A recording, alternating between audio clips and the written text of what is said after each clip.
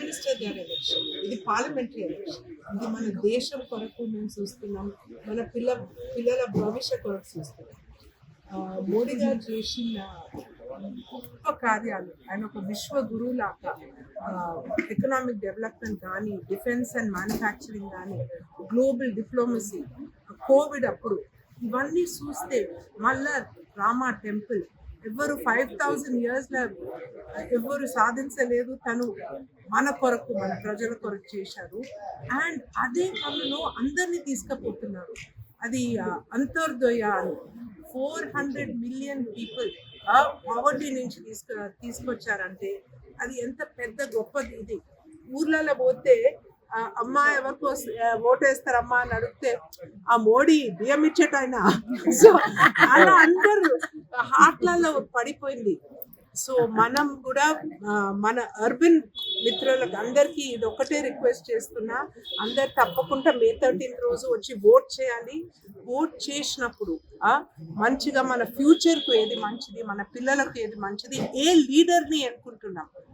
Prime minister క్యాండిడేట్గా మనం గౌరవంగా చెప్పుకునే లీడర్ మోడీ గారు తప్ప ఇంకెవ్వరు లీడర్ లేరని ఫస్ట్ అది చెప్తున్నా.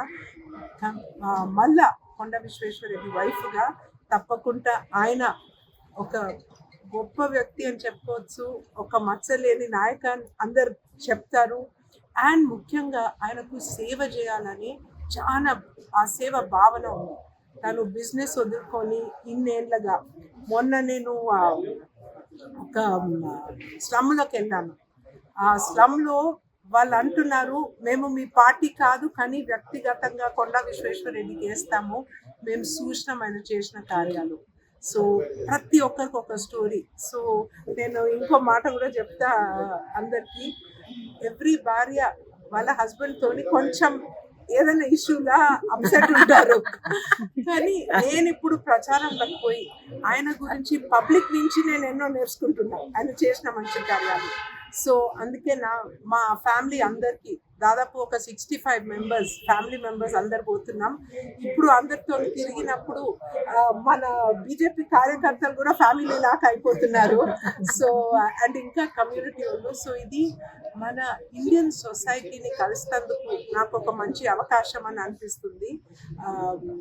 క్యాంపెయినింగ్ చాలా బాగా నడుస్తుందండి. విశ్వేశ్వరరెడ్డి గారు గెలుస్తారు, ఖచ్చితంగా విన్ అవుతారని మీరు ధీమాతో ఉన్నారా, కాన్ఫిడెంట్ గా ఉన్నారా?